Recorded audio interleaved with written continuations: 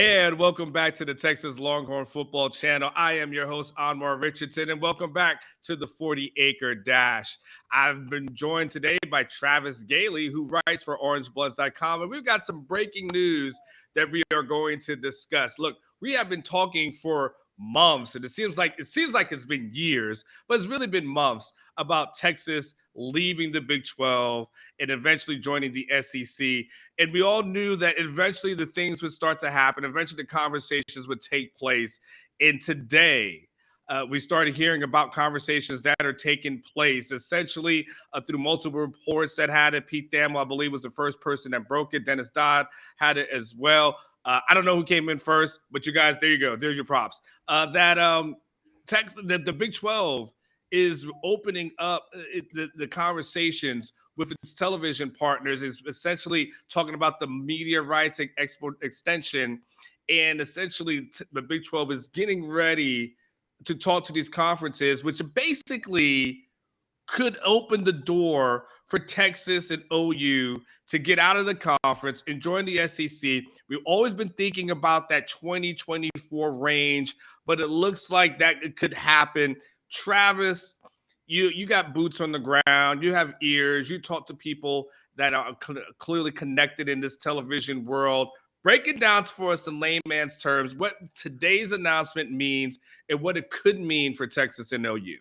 All right. If you're a fan of Texas and OU going to the SEC, this is probably good news. Now, and I don't want to just sit there and flat out say it's going to happen, because there's still a lot of water under the bridge before we get there. But in short, what the Big 12 announced is it is going to try to negotiate a new media rights television contract for going ahead. This current deal expires in 2025. They want to accelerate that timeline and get a new deal in sooner, likely 2024.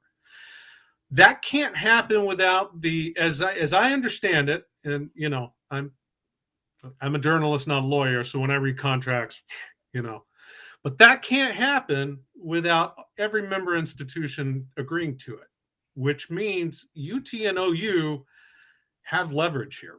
And anytime you're talking negotiations and contracts, leverage is exactly what you want. So the Big 12 needs to do this to jump ahead of the Pac-12 and get a big bite at this apple. I was talking to some media rights guys earlier this afternoon who were telling me, look, the price of college football has gone up.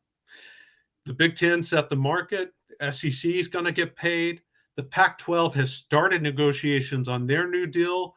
The Big 12 decided we need to act now if we're gonna A, get paid what we think we're worth, and B, if we can potentially show any new members, if as this conference realignment carousel spins, they want to be able to show this is what we're worth now, and this is what you could be making in the future. So it works for the Big 12 to open up these deals.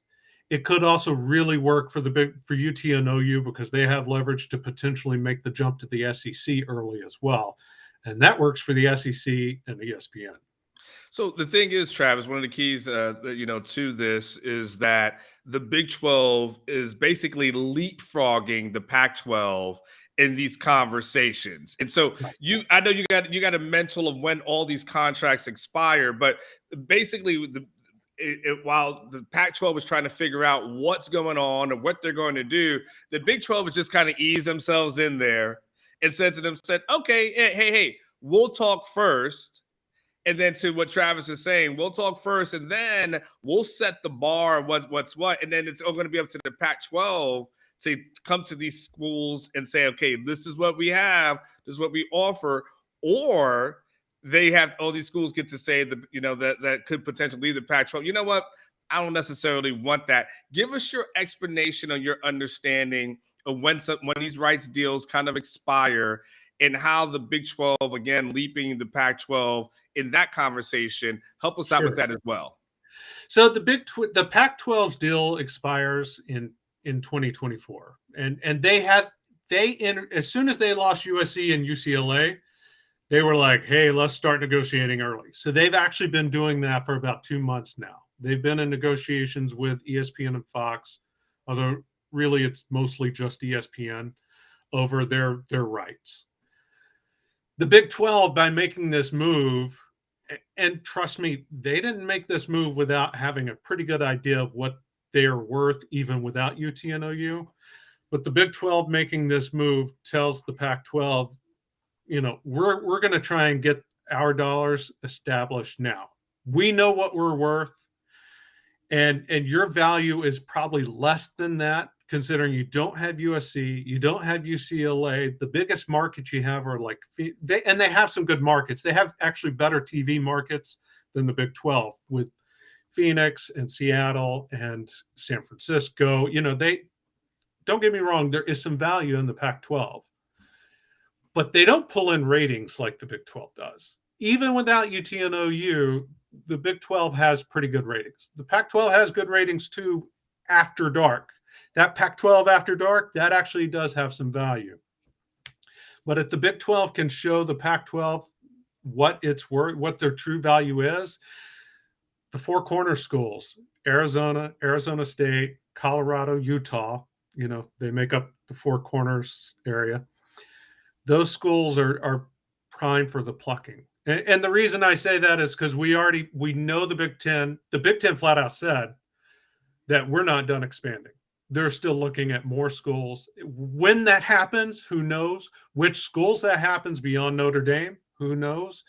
But the presumption is that Oregon and Washington would be appealing at some point, and potentially Stanford and Cal would be appealing at some point to the Big Ten. So, and if you're in a Pac-12 conference, though, Anwar, if you're one of those four corner schools and your conference a bunch of your mates could shuffle off to the Big Ten, wouldn't you? It would be neglect not to try and figure out a different path forward before you get left in the dark, right? Sure. No, I would 100% agree. And that's where, I wanted to, kind of start to wrap it up. And, listen, all of us listen to WIFM radio, which is what's in it for me, right? And so with that acronym, talk about what's in it for me. Everyone's going to say what's in it for me, right? In order to let Texas and OU go, what's in it for me? Okay, so for the Big 12, what's in it for them? Like, what will they need to receive? Fox, what do you think they'll need to receive? ESPN, like, for this thing to move forward, everybody's got to feel like they're getting something out of it. When you start thinking about everyone who has their hands out, what's in it for those entities? What you can start with, start with the Big 12, start with Fox, just wherever you want to go with it. All right. Let me tune into WIFM and let's say what's in it for me. First off, what's in it for UT and OU is likely a move early to the SEC, and that's bigger money. So that's their incentive. The incentive for the Big 12 is they get to shore up and solidify their conference. They get to start getting paid because everything's more expensive now. Hey, inflation's true in college football too, right? Mm-hmm. They start to get paid earlier than what they would have done had they sat around and waited for the current deal to expire. ESPN potentially gets to get UT and OU to the SEC, which is more now that ESPN will own all of the SEC rights. The more big games they have in that deal, the better they'll get paid. So there's value to ESPN to having UT and OU move early. I don't know what's in it for Fox. ESPN is probably going to have to negotiate a better deal for Fox, but Fox they still have a lot of time that they have to fill, and they're probably not going to strike a deal with the Pac-12. So them locking up the Big 12 is still a good deal for them, but there may be some leftover money that's got to get sent from Bristol, Connecticut to Los Angeles, where Fox is headquartered. So that still remains to be seen. That could be the monkey wrench in the deal. But all in all, this is a win-win-win for just about everybody involved in the party. The only real losers here could end up being the Pac-12. And that's just because at the end of the day, when everything's negotiated, the Pac-12 is left with the scraps. Why do you think they're the loser? They're the potential losers because they're already getting the scraps, and they're going to get a few more scraps with their new deal. But Is it enough to shore up what is a very shaky conference ground right now? Mm-hmm. Probably not, because there's really nobody outside of ESPN negotiating with the Pac-12. There's nobody stepping up and saying, "Hey, take our money. We'll keep you whole." So unless and until that happens, there's nobody to drive up the price for the Pac-12 rights, and they're going to remain on shaky ground. They're going to continue to be, if someone's looking to expand like the Big Ten, the Pac-12 is fertile ground. So here's the very last thing, Travis, just within 1 minute. But if the Big 12 goes ahead and they negotiate and successfully, and each member institution knows this is what they're getting, when they add in some Pac-12 schools, that's potentially less revenue, correct, for those Big 12 schools. What becomes then the Big 12 incentive for if I'm Oklahoma State, if I'm Baylor, and I negotiate something, I know starting in 2024, I'm getting 50 mil or 60 mil or whatever the case may be. Why would I want to go back down? Why would I want to take 10 mil off? Well, first off, they're not getting 50 or 60 million. That's a pie in the sky. Throw out numbers there, Travis. But let's say even if they're getting 45 million, yeah, there's more mouths to feed if you expand. But the incentive to expand would be, A, you're renegotiating this deal knowing that potential expansion could happen, and that's going to be part of these talks. And B, you're bringing in, you're getting more content, you're getting more games to provide to your partners. C, you're picking up some pretty darn good television markets in Phoenix and, Tucson and Denver. Denver's a very good television market. Mm-hmm.